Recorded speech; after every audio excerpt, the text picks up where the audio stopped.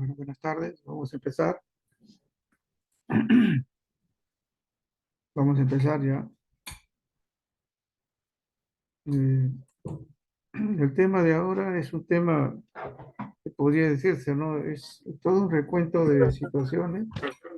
¿Aló? El tema de ahora es un tema, buenas tardes con todos, ¿no? Es un tema que es definitivamente algo que se enmarca dentro de nuestras responsabilidades en salud pública.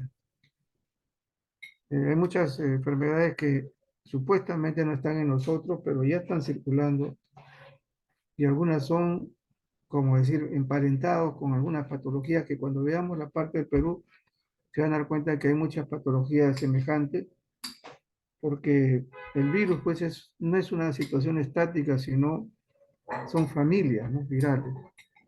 Y esto definitivamente es importante también que lo conozcan, ¿no? Aparte de ello, la OMS ya manifestó acerca de las epidemias que se nos avecinan, de las patologías de resistencia que también hay, de gérmenes que antes estaban apaciguados y ahorita se han reemergido.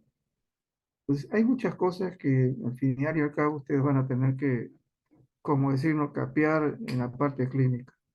Así que vamos a ver, vamos a empezar.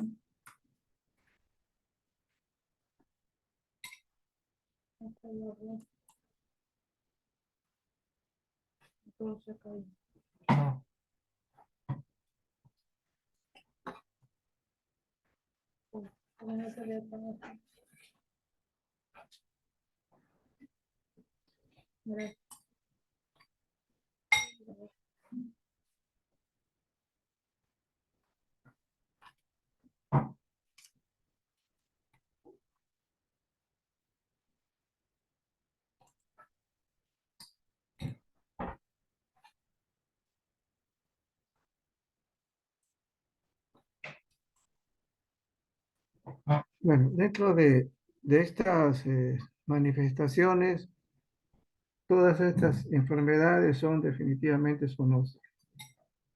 Y es una de las cosas que realmente nos impresiona en la actualidad por la sencilla razón de que estamos conviviendo con muchos animalitos.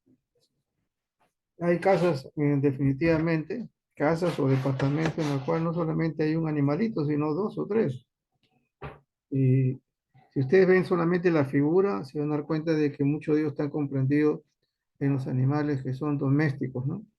Y esto es definitivamente el riesgo que está teniendo las enfermedades actuales. Esas son las que podéis, ¿no? De las cosas que se menciona y acerca de el alimento, ¿no? Uno de ellos es el murciélago, que esto, si ustedes ven ahí, en la Biblia del Antiguo Testamento, se menciona lo que se comía años atrás, muchos años, ¿no? Y, dice, y uno se pone a mirar, ¿no? Pero esto existía así. Y al final se dice, una de las cosas que se prohíbe comer, porque estaban comiendo es el murciélago. Entonces no es una novedad, ¿no? Eso es, que se manifieste también estos tipos de animales actualmente, ¿no? Ahora, una de las cosas del concepto, definitivamente del año 60 ya se conocía, ¿no? Y casi a la mitad de los 70, la aparición de fibras hemorrágicas virales, entre ellas, pues, la fiebre del Lassa, del Congo, el ébola, y posteriormente eso vienen las grandes epidemias, que incluye el SIDA y en los últimos, nosotros que hemos pasado, es el COVID-19. Entonces, están, diríamos, están reemergiendo muchas de estas patologías. Pues la razón es que se habla es el salto de la barrera de especies, ¿no?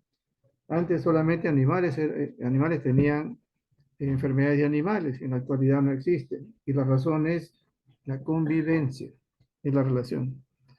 Y una de las cosas que se está teniendo a nivel de medicina es justamente ver esta en la parte epidemiológica, ¿no? Es la relación de los animales, el ambiente, es la nueva ecología, ¿no? De los patógenos que están emergiendo en la actualidad.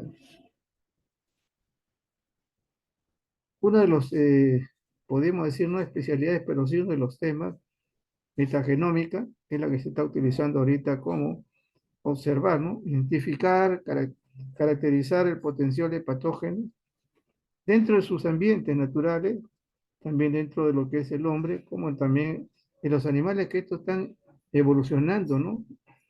Tanto que la virulencia ha aumentado y la capacidad de transmisión igual. Entonces, eso es definitivamente lo que a nivel epidemiológico y de salud pública ustedes tienen que conocer. Estos solamente son un ejemplo de algunas enfermedades virales. Acá tienen ustedes algunas de las bacterias, parasitarios, etcétera. Entonces, no se está hablando de cosas raras, sino de algo que a veces no comentamos con mayor frecuencia. La OMS menciona algo que está sucediendo y que realmente es preocupante a nivel mundial, es la crisis de la resistencia a los antibióticos. Y esto definitivamente, Ran, es una situación de salud pública tremenda. Porque eso, a veces decimos, ¿no? ¿Qué tiene que ver? Pues nosotros definitivamente trabajamos con antibióticos, hacemos el MIC, concentración mínima inhibitoria, hacemos los cultivos que tenemos que entregar antibióticos, antimicrobianos, e inclusive hasta antimicóticos, etcétera, podemos decir en general. Alguna vez también haríamos antiparasitarios, ¿no? Pero lo que hacemos nosotros es justamente brindarles los elementos para que puedan ser utilizados en el tratamiento de los pacientes. Entonces, lo que se ha visto en los últimos años, y eso lo hemos nosotros apreciado, sobre todo en pacientes de UCI, durante muchos años que salieron los nuevos medicamentos, ¿no? Meropenem, etcétera, etcétera, y al final hemos vuelto pues a la colistina, ¿no? Un antibiótico que tiene más de 50 años de haber sido elaborado, se puede decir, a nivel farmacológico. Y uno se da cuenta de que está pasando, ¿no? Y esto es una cosa que para todos es podemos decir, una llamada de atención para todos. No es solamente para la clínica, es para todos, porque todos somos médicos. Entonces es el uso indiscriminado de los antibióticos. Y no solamente eso, ¿no? A veces el refrán que tenemos algunos de nosotros es, ¿y qué le has dado? Un cañonazo. Un cañonazo ya sabemos a qué se refiere, ¿no? Antibióticos para el pelo, la uña y para todo el sitio. Y hubo el uso de antibióticos también que no deben ser utilizados porque algunos se utilizan para la tuberculosis. Entonces, todas estas cosas han conllevado definitivamente a la aparición de esta resistencia, ¿no? Y esto va a significar, pues, que hay un gran problema definitivamente en el tratamiento. Y lo hemos visto nosotros, ¿no? Cuando nos pedían alguna y decíamos resistente a todo. O sea, eche a ver qué puedes utilizar, qué mezcla utilizar para poder salir. Y no solamente nuestros medios, sino a nivel mundial, mueren justamente porque no pueden, ¿no es cierto?, solucionar el problema séptico de infecciones graves. Y ahí tenemos nosotros, ya la parte técnica ha ingresado a la vida y podemos nosotros comenzar a tener esta situación. Uno de los estudios actuales, que ustedes ven ahí, esto ha sido el 2023, no es de hace, es la utilización. Antes se trabajaba mucho con el Escherichia coli. Ahora la pseudomonas es uno de los patógenos netamente nosocomial, definitivamente, y han comenzado a estudiarlas, cómo se relaciona, cómo se resistencia, cuál es su virulencia y también el uso y también la formación de biopelículas. Cuando se habla de biopelículas, se habla pues de como decir, es como si fuera un nido que atrae otras gérmenes. Hay una simbiosis. Entonces, la situación es que ya sucede en eso. Cuando en cirugía se le agrega para una presión venosa central o tienes el catéter ahí ingresado a cualquier parte de nuestro organismo, etcétera, siempre ya a las 24 horas hay que cambiarlo, como se dice, ¿no? A tratar de que no esté mucho tiempo y a nosotros todos los días se nos mataba catéter, todos los días, para poder referir ahí qué tipo de germen. La mayoría del caso, gérmenes de piel. Entonces, y esta situación ha proliferado definitivamente, ¿no? Y no solamente en el caso de nosotros, sino a nivel de los hospitales, a nivel mundial, que sucede ese tipo de situaciones. Entonces, lo que se ha visto es que definitivamente se está trabajando ahorita con la pseudomonas y están, ustedes pueden leerlo, ese artículo que está ahí en la página debajo acerca de la resistencia. Ya no solamente es una situación de sospecha, ¿no? En la pandemia, definitivamente, uno de los gérmenes que se le tiene bastante preocupación es el tráfico áureo, ¿no? Meticilina resistente. ¿Por qué? Porque si has visto, antes decíamos, ¿no? Igual que el virus, no, tiene que necesitar un huésped, ¿no? Y ahora se sabe que puede vivir días, semanas, ¿no? Y ese es uno de los grandes problemas. Entonces vive días y semanas en superficies. Está considerado, pues, la superbacteria. Es definitivamente. ¿Por qué? Porque recluta otras bacterias, ¿no? Ahí lo que le mencionaban con la pseudomonas, el establecimiento de las biopelículas. Entonces, no solamente el daño es por él, sino el daño es porque hay como decir, un ejército, ¿no? Que se aglomera ahí y provoca también cuadros bastante serios.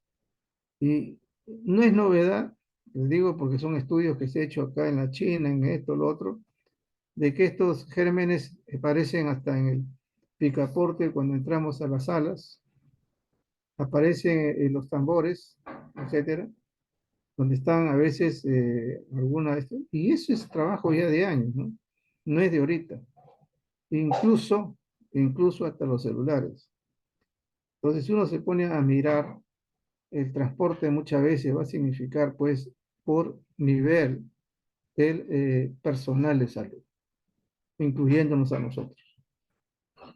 Ahora, la otra cosa que está sucediendo con esta resistencia por el mal uso es que el germen acá se adapta. Se ha visto que el germen está en climas bastante extremos, calurosos, como bastante extremos de congelación. Entonces se ha visto que los gérmenes comienzan a dar una cierta resistencia al medio, lo que llaman la plasticidad genética, ¿no? Y luego se ha visto de que ya se replican con bastante, en corto tiempo. Entonces acá no se puede decir pues que hay que, como se dice, esperar 6 o 7, 8 o 12 horas, ¿no? A los 30 minutos, 20 o 30 minutos, algunos menos, quizá algunos más, pero ese es el tenor, ¿no? De la replicación de los gérmenes. Entonces, ahí tenemos que valorar definitivamente el estado del paciente y el lugar donde estamos trabajando. Otro de los problemas de la resistencia que menciona la OMS también es, eh, hay dos países que son definitivamente que maneja toda una estructura para elaborar productos farmacológicos, ¿no? Tanto la India como China.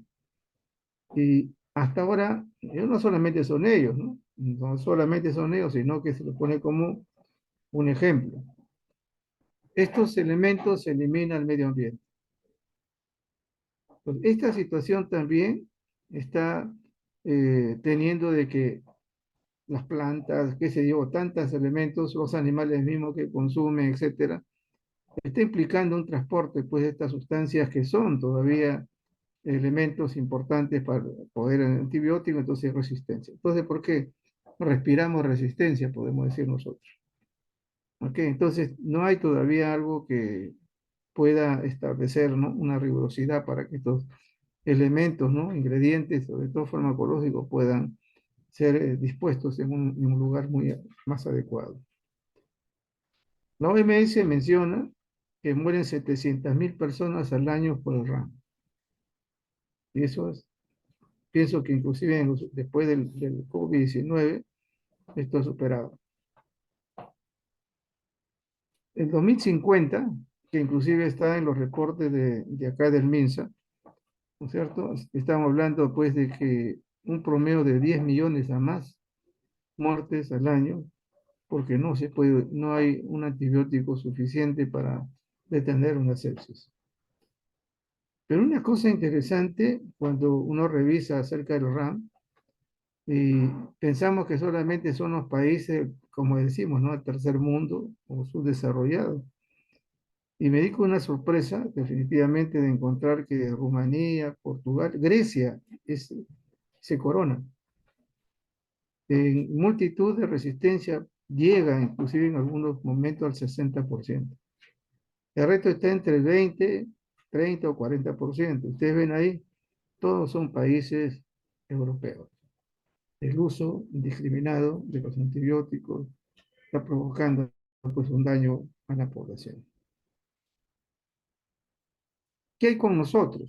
En caso de nosotros, no tenemos tantos trabajos, se puede decir, ¿no? En los años anteriores sí se hacía trabajo más que todo de tipo epidemiológico en los hospitales, ¿no? Hacíamos un mapeo microbiológico.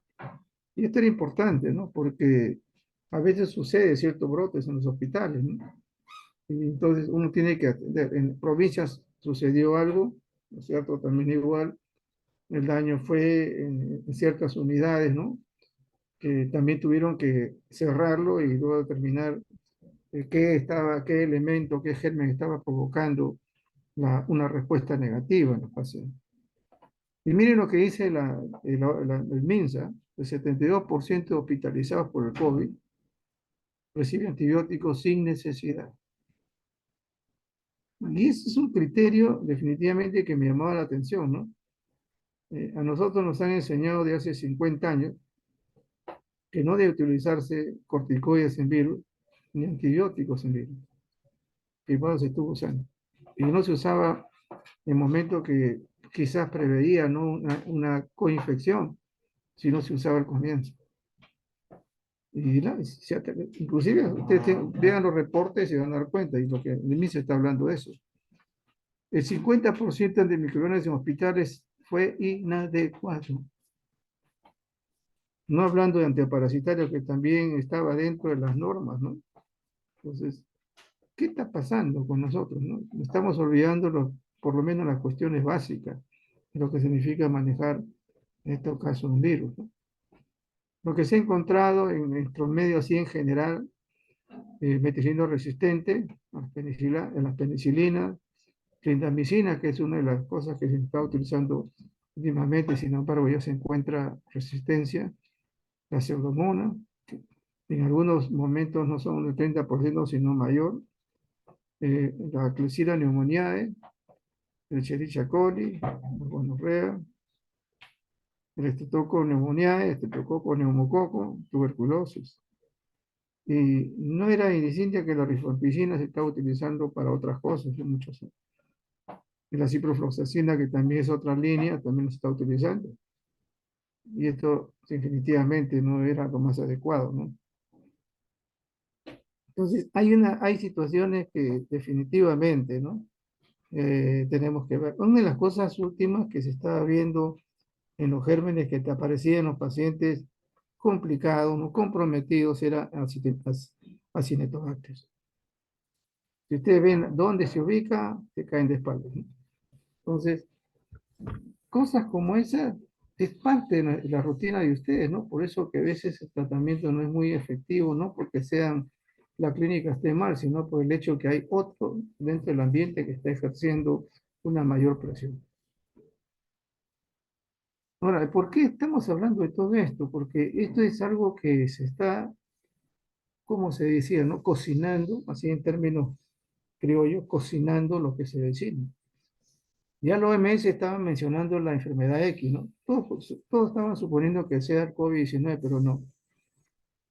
Ahí va a haber definitivamente y lo que está tratando de la OMS es que tengamos el conocimiento de todas las epidemias, cuál es el inicio, el vector, el transportador, cómo es esto, para el momento que suceda, sepamos cómo actuar o evitar que estos brotes no definitivamente. Y esto es importante, le digo, porque a veces lo que en nuestra patria está adoleciendo es definitivamente la atención primaria, que eso era por los especialistas de medicina familiar, que definitivamente ahí se cortó. Eso fue un boom de muchos residentes. Y al final no no había puesto de trabajo para esa especialidad. Pero la atención primaria es importantísima para esto. No que llegue al hospital ya con el cuadro definitivamente gravísimo, ¿no? Entonces está viendo todo un sinnúmero de elementos que aquí puede desencadenarse dentro de poco, ¿no? Y no puedo decir mañana o pasado, pero dentro de poco significa toda esta generación de mezclas virales. Ahora, En los exámenes que se hacen a estas pruebas virales, resumimos esto. O sea, acá no hay pruebas diferentes, ¿no? De diagnóstico estamos hablando. No estoy hablando del caso clínico que le pedimos hemograma, glucosa, urea, no estamos hablando. Diagnóstico. Igual que el COVID, usted puede tener muchas manifestaciones, pero ¿qué sucede? ¿Cuál es el diagnóstico? Cuando ustedes hacen el PCR. Es el diagnóstico. Entonces acá, ¿hay prueba de diagnóstico para los virus? Sí lo hay. Entonces, esto de aquí definitivamente son las pruebas que se para todos los virus, ¿eh? Algunos van a utilizar identificación directa, otros van a utilizar los viriones, otros van a utilizar el ELISA, ¿no es cierto?, que se ha utilizado acá, otros el PCR, otros la prueba inmunocromatográfica, la prueba rápida. O sea, eso se va a realizar en todos los sistemas virales. Y ahí viene la inmunocromatografía, ¿no? Que se le habló mal esto. La inmunocromatografía es excelente para hacer un screening. Nunca se utiliza para un diagnóstico. Y es una de las cosas que nosotros sabemos de años, porque la inmunocromatografía se utiliza de hace años, muchos años. En la actualidad se utiliza para el HIV, pacientes gestantes, serológica, ¿no es cierto? Para la hepatitis, helicobacter pylori. Luego ya viene con todas las manifestaciones clínicas, se va. Cuando llega un paciente, y esto era autorizado por el ministerio, ni siquiera una situación, venía una paciente que tenía una sospecha, se le hacía las pruebas rápidas que se hace, y luego se le tomaba al hospital, se le hacía ya el complemento, ¿no? Las pruebas ya inmunológicas, para confirmar un caso. Entonces tiene sus momentos. Y la inmunocromatografía también en el proceso, cuando ya empieza a tener más defensa del organismo, ahí sí es bueno hacerlo porque se agrega el IgG, igual que el IgG al comienzo, IgM. Entonces, esto es importante, ¿no? Pero tiene sus momentos todo. Hay algunas cosas complicadas para nosotros, definitivamente, porque ya todo esto es súper tecnología, ¿no? Como acá habla de dengue, es un virus, igual se sucede con todo esto. ¿Okay? Igual sucede para cualquier virus. Entonces vamos a ver la primera patología, que dice, pero ¿qué tiene que, algunos me dicen, no, pero ¿qué tiene que ver el África? Un momentito. ¿Dónde ha aparecido? Si ustedes se dan cuenta, acá no solamente la mano izquierda donde hay en Europa, sino también acá está el transportador, se puede decir, ¿no es cierto? En este caso, ¿qué está? La garrapata, mire dónde están, ¿no es cierto? Uno está un poco menos, ¿no? ¿Y por qué razón? Porque nos gusta viajar, pues. Hay muchas enfermedades que están viniendo acá porque hay una mezcla, ¿no? La enfermedad del viajero no solamente es por problemas diarreicos, parasitarios, sino el transporte viral. Vamos a Estados Unidos, igual, porque Estados Unidos y Europa hay una situación de transporte, ¿no? Entonces vemos nosotros que la fiebre hemorrágica de Crimea definitivamente es una de ellas y es una enfermedad grave y la mortalidad puede llegar al 40%. Vemos acá algunas condiciones, ¿no es cierto? Vemos ahí el PCR, los primeros días, positivo, etcétera. Bueno, puedes hacer acá utilizar la carga viral, puedes utilizar, no hay una cromatografía, no sería, no sé si habrá eso, pero sí el PCR, y podemos usarlo para cualquier tipo de virus. Suficiente confianza. Entonces, ¿qué observamos luego nuevamente, no? Con estos pacientes vamos a hacerle cómo está su hemograma, cómo están las pruebas hepáticas, etcétera, porque esto nos va a complementar el diagnóstico, ¿ya? Del aislamiento o del encuentro, ¿no? En este caso, PCR, biología molecular, en estos pacientes que portan el virus. Y ahí vemos algunas condiciones, ¿no? Para un poquito refrescarnos.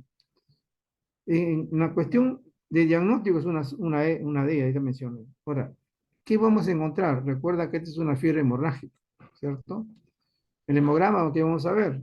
O sea, cuadro anémico, puede haber leucopenia y trombocitopenia. Como la mayoría de virus, las pruebas de hepáticas van a estar alteradas, ¿cierto? Voy a mencionar que hay un compromiso hepático.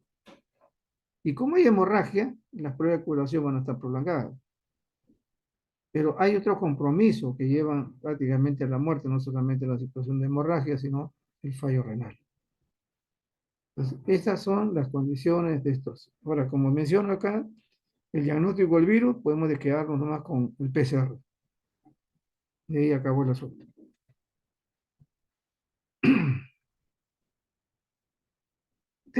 Tenemos acá la fiebre hemorrágica, porque casi todos son fiebres hemorrágicas, así es, así. También tenemos nosotros eso, por si acaso, hasta el dengue, ¿no? Y la fiebre hemorrágica de Marburgo, el nombre lo coge de Marburg, en Alemania. ¿Qué estaba sucediendo? Que para los trabajos de investigación, y no solamente para la situación de, como se dice, los zoológicos, sino también para utilizaban a veces el riñón de estos monos. Entonces, en los laboratorios de Alemania y en este caso Yugoslavia importaron mucho, ¿no?, estos animales y utilizaban sus órganos para poder visualizar otras formas, no de esta patología, sino otras patologías virales. ¿Ya? Cómo utilizar esa célula para multiplicar otros tipos de virus que ya conocíamos. Y cuando se enferman. Y cuando se enferman, se dan cuenta de que hay otra cosa que está ingresado ahí, ¿no es cierto? Entonces encuentran, con todos los diagnósticos ya se conoce, entonces encuentran pues que era un virus que era propiamente de la zona del África, ¿no? Y ahí vemos la primera. Encuentran de toda esa epidemiología que el reservorio inicial es el murciélago. Y ahí viene, ¿no? La inhalación de excrementos, los fluidos de pacientes enfermos, esa es la forma como se maneja la consecuencia de esta enfermedad, ¿no? Y que este virus comience a ingresar a los monocitos, macrófagos, o sea, definitivamente hay una carga inmunológica, ¿no?, que cae, tira abajo. En el hígado, ganglios, vasos, etcétera, se replica y disemina. ¿Qué va a haber? Fiebre, malestar general, mialgia, trastorno de coagulación, y esto puede desencadenar shock y fallo multiorgánico y muerte. En este caso, esta enfermedad, igual que esta es la más grave, la letalidad, si ustedes ven arriba, llega al 90%. No ha venido a nosotros, pero ha estado en Europa. Si hubiera sido esta enfermedad, hubiera realmente tremendo. En este año, lo que se ha informado de este año, la situación de Marburgo, generalmente en Guinea Ecuatorial, es donde se ha mencionado, al final, no muchos casos, ¿no? Hasta el comienzo de marzo han habido 4, 5, 2 casos, a 9 confirmados y 20 probables, pero lo que llama la atención de las personas es que en una zona hay y 150 kilómetros del otro lado también hay. No hay una relación en ese punto. O sea, acá se está hablando de algo epidemiológico que transporta, y eso definitivamente tiene que ver con, podemos decir en general, un vector, etcétera, o algo que transmite, pero de manera lejana. Entonces, no es como si agarramos una epidemia y en un sitio localizado se disemina, no, hay una situación de distancia. Y eso es lo que se está tratando de ubicar, ¿no? Se puede decir en este caso, de esta enfermedad. En laboratorio, igual que el resto, transaminasa, urea-creatinina, lesión renal, hemograma, igual que en antes, ¿no? Linfopenia, en este caso, generalmente en el cual los linfocitos aparecen más en la cuestión viral, pero no necesariamente va a ser en el 100%, pero acá uno ya, durante las primeras semanas, ¿no? Hay una inclusión eosinofílicas en macrófagos, eso sea por estudios, ¿no? Los grupos sanguíneos hay que pedirle. A todas estas enfermedades hemorrágicas hay que pedirle grupos sanguíneos, porque supuestamente hay sangrado. Y si hay sangrado hay que responder la sangre. Entonces, si alguna de las temas que tocamos acá no está, tenemos que insistir que sí debe estar. ¿Ok? Si no ha sido un olvido de la secretaria. Como siempre le echamos la culpa a la secretaria. PCR, acá estamos hablando de proteína C reactiva, ¿no es cierto? Ultrasensible, bastante alta. Interleuquina también, porque hay una situación inflamatoria, infecciosa ahí. Un examen de orina porque tenemos que ver problema renal. Y las pruebas de coagulación, y esto desencadena también un shock, CID, etc. Y acá sí, la misma sintomatología. Algunas son más agresivas, lógicamente, como estamos mencionando. Y acá la prueba por excelencia es el PCR.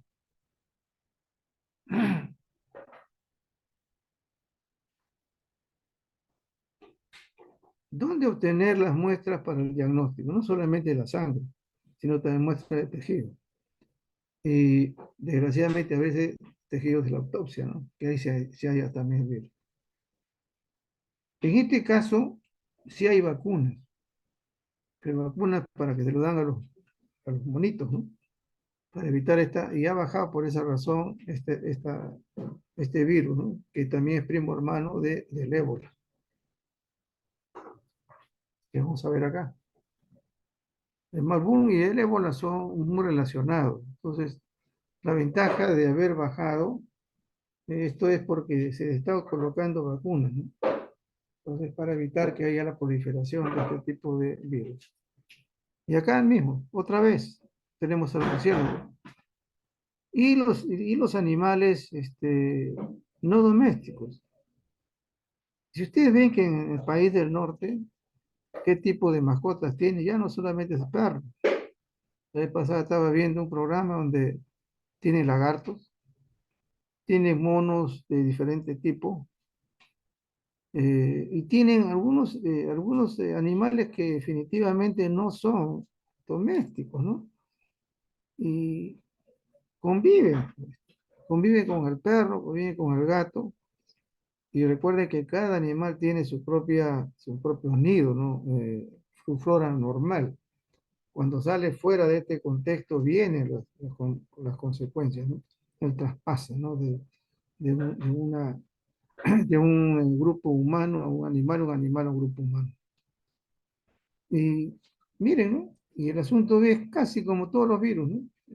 Contacto directo, sangre, ¿no? Transmitida persona a persona, primates, lo mismo de siempre, secreciones, órganos, cualquier tipo de órgano contaminante, fluidos contaminados, superficies, todo virus, igual que hemos pasado esta pandemia, ¿no? Y lo que le mencioné antes, ¿no es cierto? El consumo. En toda esta zona, no solamente en África, sino en Asia, se consumen animales, no animales domésticos, monos, etcétera. Eh, Murciélagos, lo hemos mencionado, y otros un cánido, ¿no? También igual, o sea, se cría para el alimento. Entonces, como están, ¿no? Algunos lo crían pues dentro, otros que se paseen por ahí, como es eso, ¿no? Entonces, hay ese tipo de situación. Ahí este virus tienen algunos definitivamente tipos o variables, pero definitivamente también es de alto riesgo. Este virus sobrevive hasta 21 días después que el paciente se ha recuperado. Entonces, también por transmisión sexual. ¿Ok? En el año 76 hubo un brote, Gabón, Uganda, endémica en Zaire, Sudán, por la carne de mono, definitivamente. Y acá también, ustedes saben dónde consumen mono, ¿no? Con lagarto y todas esas cosas, ¿no? Serpientes, todo eso. Y la realidad.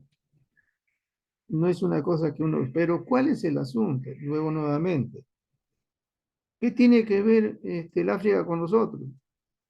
Que ya se encontró también en Europa y en Estados Unidos. Caso de acá, a veces me mandan a mí WhatsApp mis colegas, ¿qué hacen? Se van a Estados Unidos, se van a Europa.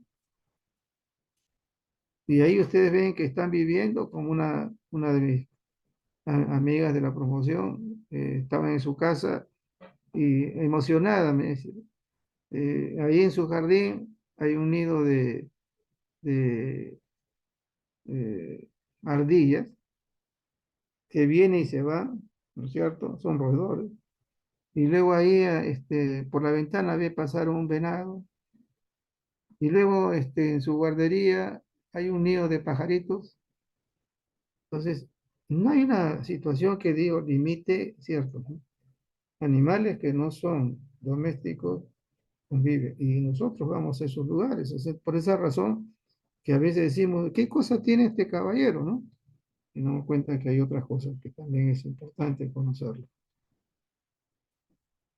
Y acá definitivamente lo interesante es, si es pulmones, ya sabes, mire, si ataca es como dijera, ¿no?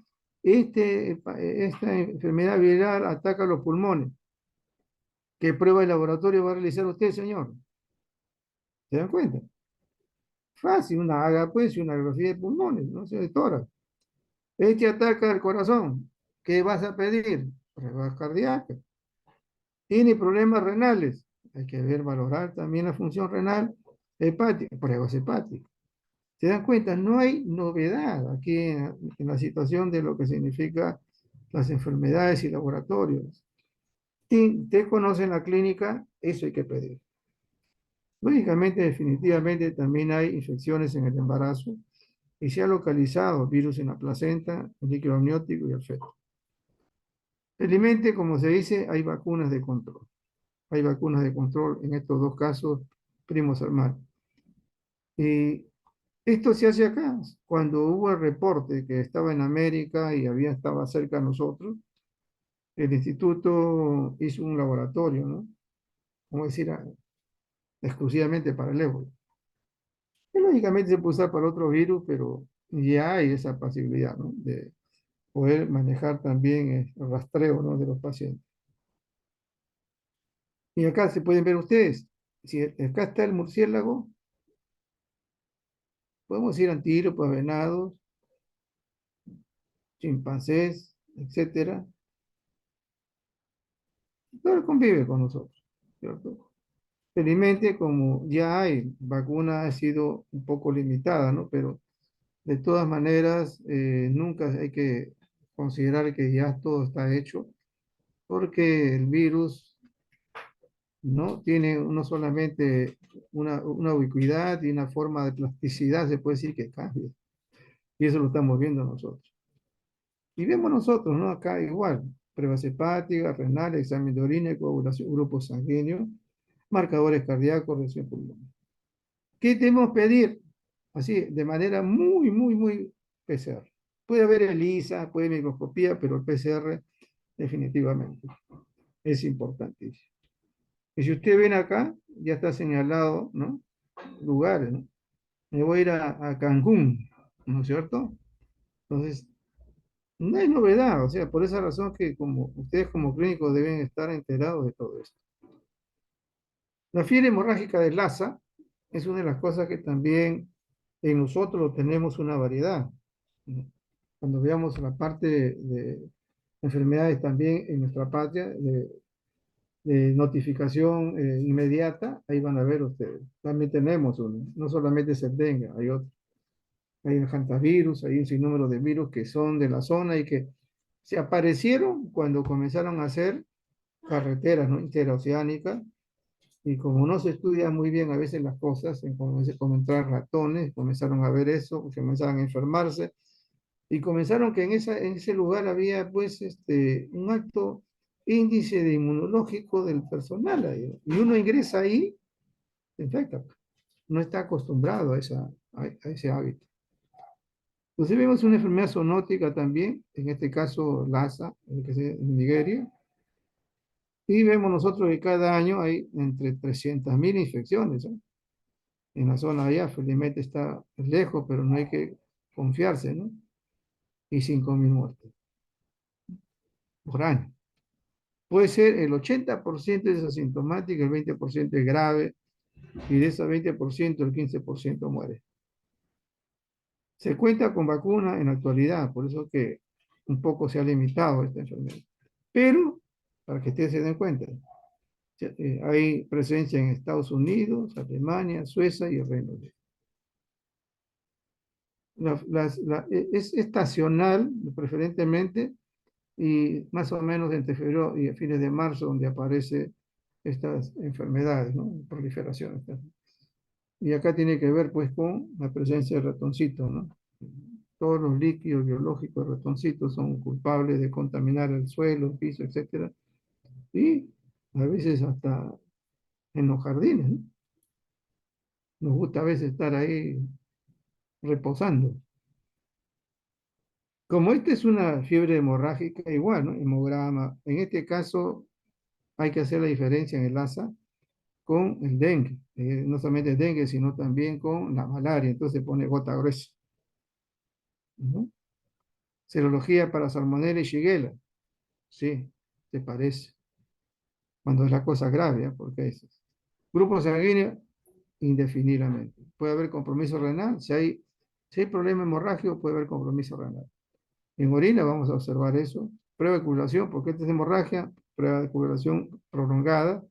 Pruebas hepáticas, se dan cuenta, casi es la misma idea, pero acá otros transportadores. Cultivo faríngeo, como toda gripe. Líquido, cefalorraquídeo, cuando hay un compromiso neurológico, que también algunas, recuerden que también eso sucede con el HIV, etcétera, que da compromiso neurológico. Entonces hay que determinar que no haya también ahí alguna ubicación de esta bacteria. Igual acá el diagnóstico PCR, lo más importante, ELISA puede ser. Y acá hay algunas consideraciones, definitivamente. Cuando la gestante está en el tercer trimestre y se contagia con esta enfermedad, definitivamente hay muerte materna y muerte fetal. Entonces, ustedes ven algunas cositas ahí interesantes que pueden manejar. Ahora, esta clase la va a tener con otra, la doctora Márquez, ¿no? Pero solamente mencionar, ¿no? Que el coronavirus es un virus que está en nuestro medio hace muchos años, como familia, ¿no?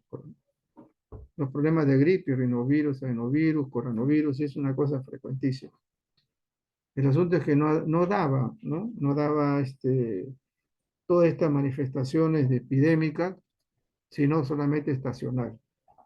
Es lo que se ha visto, pues definitivamente que son la misma familia. Y vemos ahí, ¿no? Características clínicas, ustedes ya lo ven, y vemos acá nosotros que hay una familia. Tenemos el SARS, el MERS y también el COVID-19 o SARS-CoV-2. Y ven los animales. Ahí en la línea está el murciélago.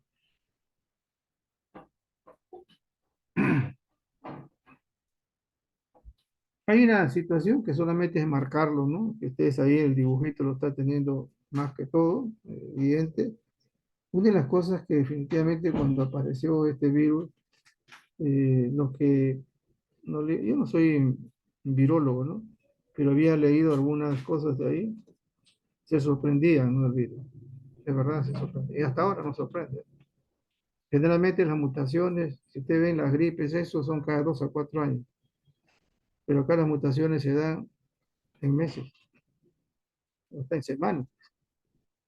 Es bien especial, se puede decir, este virus. Y uno de los virólogos, cuando empezó, un virólogo brasileño, mencionaba de que él estudió 20 años los virus y no podía entender lo que hacía el virus COVID-19.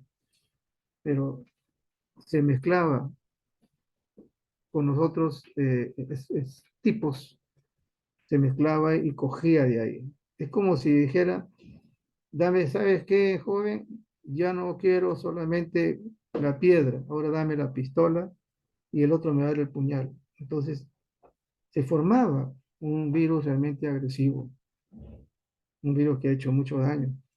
Entonces esa es una de las cosas que realmente llama la atención, ¿no? Y que lo que estamos viendo ustedes y tienen que ver es justamente familiarizarse porque son cuadros que ahorita ya están con nosotros, pues, definitivamente, ¿no?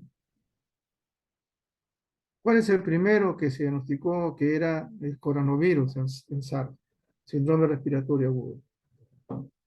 Definitivamente el chinavirus, ¿no es cierto? Se mencionaba acerca de eso, los reservorios, los murciélagos, nuevamente, ¿se dan cuenta?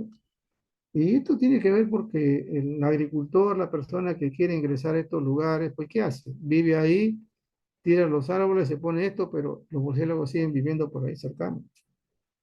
Se orinan, tiran sus heces, ahí el virus está, ahí está el ratoncito, está el gatito, etcétera, y sucede toda la línea porque entramos a un hábitat que no es nuestro. El reservorio acá, como se menciona ahí, y ustedes tienen ahí al costado la chiveta, que también, y luego el mapache. El mapache en la zona del Asia, y en algunas zonas del Asia, se utiliza no solamente para platería, sino como si fuera un perro. Y la civeta se le come. Y no solamente, ustedes ven ahí un animalito que a usted le gusta, también se come. Y ahí vemos nosotros el transporte, ¿no? Animales, etcétera. Entonces, toda esta situación del coronavirus se ha visto, pues, ¿no? Y uno de los primeros síntomas que para todos los coronavirus es problemas respiratorios y diarrea, que al comienzo se veía en los pacientes con el COVID-19. La incubación, la misma, ¿no? De 2 a 14 días, periodo de incubación, puede ser más prolongado, permanece en el medio ambiente 3 horas, en este caso, ¿no?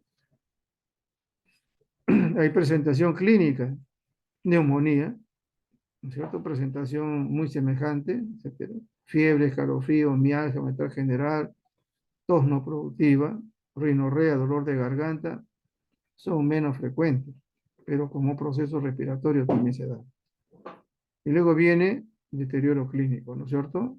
Las diarreas acuosas, el inicio de la enfermedad es frecuente, luego disfunción hepática, insuficiencia cardíaca, como sucede con cualquier coronavirus. Trombosis arterial y pulmonar renal, que también se ha dado, y esto por eso se le daban fibrinolíticos, ¿no? Se le daban a los pacientes, heparina me parece que utilizaban, y también compromiso renal. Todos los coronavirus, inclusive no solamente, sino otras patologías, daban vidrio esmerilado. A veces decían, no, vidrio esmerilado no. Es común, es común. El problema es, como todo virus, que baja, ¿no es cierto? ¿Qué sucede? Agarra cualquier tipo de germen y muchas veces, como están estos pacientes hospitalizados, gérmenes nosocomiales.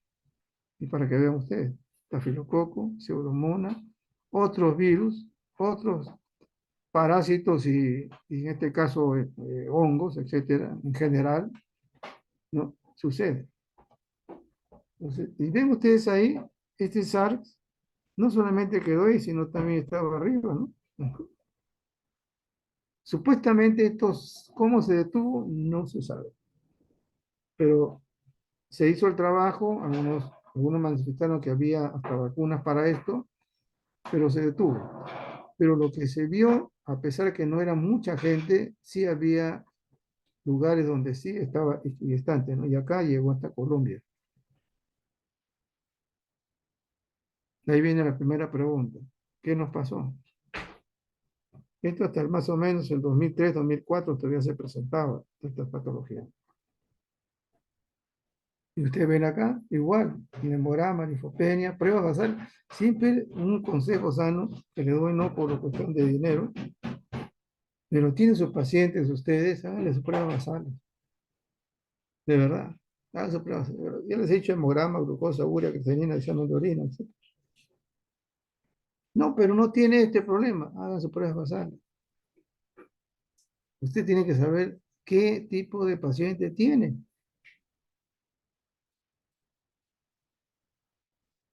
PCR, todo lo que es este problema de sepsis, ¿no es cierto? Transaminasa igual, hepática, deshirogenasa, ya saben ustedes que ese es necrosis, daño, definitivamente. Como hay diarrea, problema hidroelectrolítico, un AGA acá sería, ¿no es cierto? Saturación, AGA y electrolitos, que realmente se da, problemas cardíacos, cultivos de la zona donde encuentran ustedes, porque inclusive hasta el coprocultivo se puede hacer. Prueba de coagulación porque hay compromiso, definitivamente, lo que ustedes ven ahí, problemas netamente de coagulación, ¿no? Y vemos nosotros el velamiento, ¿no? Que sucede acá en esta patología que es preferentemente de tipo respiratorio. Igual, el diagnóstico dentro de esto es el PCR, reacción en cadena de la polimerasa. No estamos hablando del PCR acá, que es proteína C reactiva, por si acaso. Ese para ver la forma, ¿no? La forma cómo se presenta el PCR. Eso confirma, PCR. ¿Ok?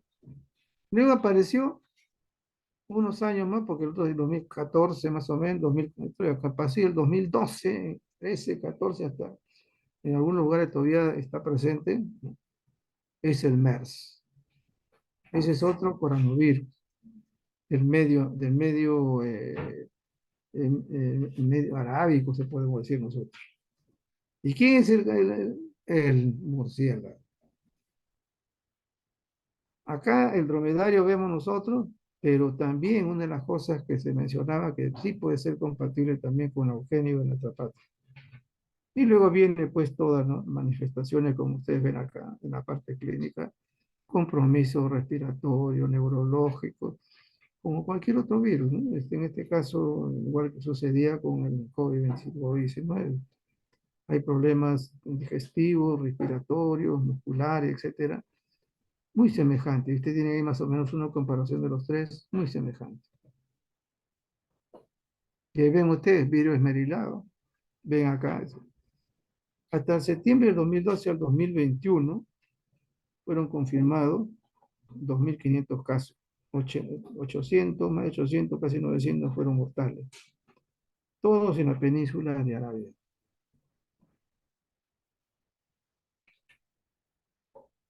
En Corea también hubo, no solamente Arabia. Es el, no puedo decir video, sino el viaje, ¿cierto? Y como ya acá comenzaron a mirar, empiezan ya los factores de riesgo. Lo mismo que COVID, diabetes, etcétera, ¿no? Patologías que ya como factores de riesgo. Faltó acá colocar la edad también. Igual, el hemograma, trombocitopenia, anemia, pruebas hepáticas, problemas renal, problemas de circulación, el AGA por el compromiso respiratorio, cuando hay compromiso neurológico, que también lo hay. Y lo que es una cosa interesante en esto, la detección de anticuerpos se hace en dos muestras 14 días. ¿Por qué? Por el PCR, reacción en cadena polimerasa. Hay que hacer cultivo de virus, posible, pero también por las complicaciones. Se hace la serología de vigilancia actual a través de los OMS. Y acá también tenemos el Instituto Nacional de Salud. Y radiografía de pulmones porque también hay compromiso. Y acá para que vean ustedes estas semejanzas, ¿no? Cosas que hay en el COVID-19, en el SARS y en el MERS. Ya pasamos los virus, ahí, ¿no? Entonces vamos ahora hasta otro germen, ¿no? Es una de las cosas que está reemergiendo en la actualidad por multitud de razones. A pesar de que esto es parte de la colonia gastrointestinal,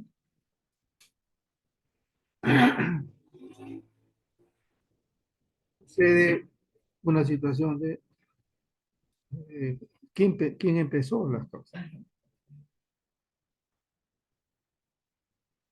Y no solamente esto se ve con una gran frecuencia entre edades extremas también, y cuando definitivamente hay una alteración, ¿no? Porque por eso dice el nicho del E. coli comensal es la capa mucosa del colon. Anaerobia facultad abundante en la microflora humana, pero luego comienza a ver que hay clones de esta Escherichia coli que se adaptan, se vuelven más virulentos, se, se, se adaptan a nuevos nichos, no solamente digestivos. Entonces comienzan a causar una amplia variedad de enfermedades. Entonces, esta es una de las cosas que definitivamente está sucediendo con este ejemplo, pero no se da en todos, ¿no? Hay una particularidad en las edades extremas muchas veces. Y no solamente hay este 0,157, hay una variedad tremenda de eh, tipos, ¿no? O categorías también de Escherichia coli.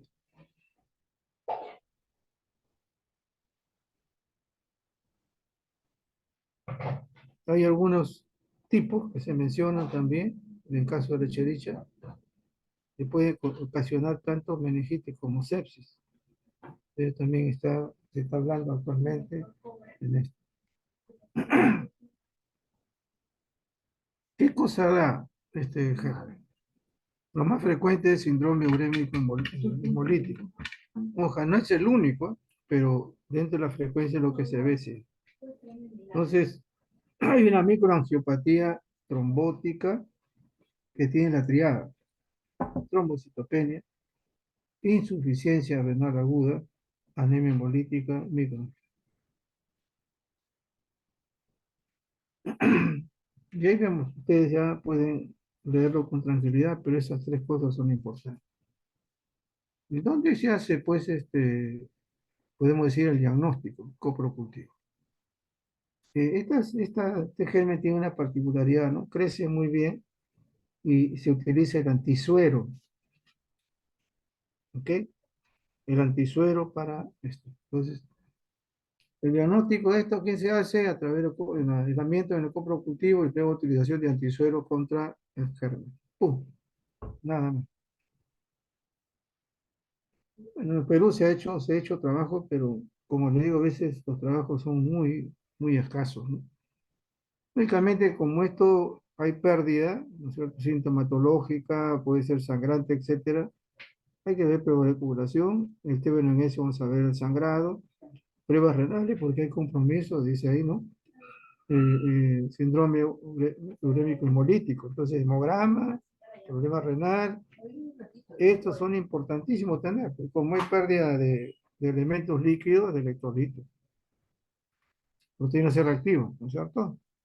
Porque en este caso no hay PCR, no hay reacción en cadena de la polimerasa. Otros bichos que definitivamente están trayendo bastante problemas son las cándidas. Las cándidas auris definitivamente es una de ellas. Hay persistencia en los días, semanas, en ambientes inanimados, en ropa seca, en sondas reutilizables. Antes se usaba esto, ¿eh? No era una novedad. Ahora actualmente todas las manifestaciones, no solamente de hongos, sino también bacterianas, ya se utiliza, todo se utiliza de manera descartable. Pero esto era años se utilizaba, ¿no? Es así. Manguitos de presión arterial, ¿no? Artículos contaminados. Y esta es otra de las situaciones, ¿no? ¿Qué? Capacidad de formar biopelícula. Entonces, es una mezcla de lo que hemos visto en antes, ¿no? Esta biopelícula en estafilococo, en pseudomonas, ahorita vemos nosotros en la candida auris. ¿Dónde comienza a colonizar? Muchas veces en el uso de ventiladores, esos ventiladores que no son, siempre uno decimos, ¿no? Utilizamos otros ventiladores, eh, ¿no es cierto? Ahí en laboratorio, pero tiene que ser hacia afuera con filtro EPA, no para que recircule, porque ahí viene el gran problema. Ni menos todavía, ¿no? En este caso. Y vean ustedes dónde se encuentran, ¿no? No es una situación de decir, ah, el subdesarrollado, sino, ¿no? Y vemos nosotros que hay, pues, prácticamente en todos los lugares existe ahorita. Sí, nosotros hemos encontrado mucho, pero vean ustedes acá, todas estas, la cantidad de, incluyendo nosotros, tenemos Candida aurea ya hace bastante tiempo. ¿Dónde es? Nosocomial. Muestras de sangre, de orina, nariz, faringe, esputo, cavidad pleural, corazón, bilis, líquido peritoneal, heces, vagina, el hueso, axila, ingle, herida, en el oído, todo se tiene que enviar para poder hacer. En el Perú ha habido el año 2021, o sea, en la época de la pandemia prácticamente, ¿no?, pacientes que han tenido candidatos. Ninguno de ellos fue al hospital Guillermo Alvenar y Grigorio, y fue diagnosticado uno de ellos, el otro en otro. ¿Y cuál es la situación acá? Que no solamente el género, pues no todos salimos contagiados, sino había comorbilidad. Ese es el asunto, ¿no? Ahora, el diagnóstico, vamos a verlo después un ratito. Gravata y tropicalis también es otra de las cosas. Aquí encuentran las gravatas, ¿dónde están? ¿No? El laboratorio, generalmente examen directo, cultivo, en agar, ¿no es cierto? Y generalmente saburó o un agar a veces cromogénico, pero es un agar, hemograma, glucosa, examen de orina y urocultivo. Se va a utilizar no solamente para eso, sino también la auris. Bueno, ¿cuál es el problema, Mario? Eh, a ver, creo que se me pasó algo. Ah, ya. El problema mayor es que el auris no se puede, se hace cultivo, pero no se puede diagnosticar. O sea, ¿qué se está utilizando exclusivamente para la auris? El PCR o espectroscopía de masa. Pero el PCR sí se está utilizando para el auris, exclusivamente para el auris. Por la puesta de resto sí se puede manejar con sistema automatizado normal, igual que la tropicalis, pero la auris no, PCR. Y por último, nuestra tuberculosis, ¿no es cierto? Y esto definitivamente, a pesar de que ya en el Perú se está bajando los niveles de tuberculosis, así nos han dicho, pero los niveles de tuberculosis resistente está subiendo.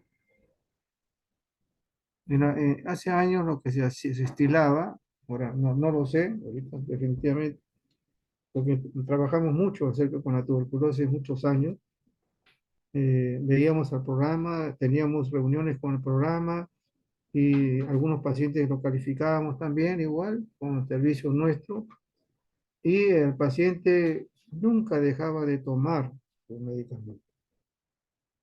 Aparte se le regalaba alimentos, no sé ahora, definitivamente no lo sé. Y si no, se iba a sus casas. O sea, había un seguimiento de estos pacientes definitivamente muy alto. No sé cómo estará ahora. Y nosotros teníamos reunión de programa una o dos veces al año, con todo a nivel nacional. Actualmente, no. Y este era un programa grandísimo, grande, por no decir una palabra, ¿no? Ahora, ¿cómo está? No lo sé. Entonces, toda esta situación ha significado pues, que la tuberculosis comience, ¿no? Hay farmacoresistencia, definitivamente, casi llegó hasta el 3% y aún más todavía, con definitivamente en la mayoría de casos rifampicina. Y vamos a ver al final, ¿no? Porque acá es algo que ustedes lo van a leer con tranquilidad, porque definitivamente eso. ¿Qué cosa es lo que nos ha llamado la atención, ¿no? Que definitivamente la tuberculosis, acá la primera, multidroga resistencia, surgió poco después de la introducción de la rifampicina. La resistencia a la isoniazida ya había emergido en el año 50, ¿no? Es que la rifampicina, nos digo ahora, y hace años anteriores, antes de la pandemia, utilizaban hasta para una secreción faríngea. Así es. La tuberculosis multidroga resistente en el año 90, también brotes hospitalarios de alta letalidad. Y ahí definitivamente cada año se ve esta situación de esto, generalmente antituberculostático, ¿no? Ahí dice extremadamente resistente también, y resistencia demostrada por lo menos a isoniazida, rifampicina, cloroquinolona, en este caso ciprofloxacino, que utilizan hasta para problemas de infección urinaria, la levofloxacina, ¿no? Que utiliza para los problemas faringios, así es, etcétera. Entonces, una droga parentera de segunda que ha provocado resistencia, pues, ¿no? Por el mal uso.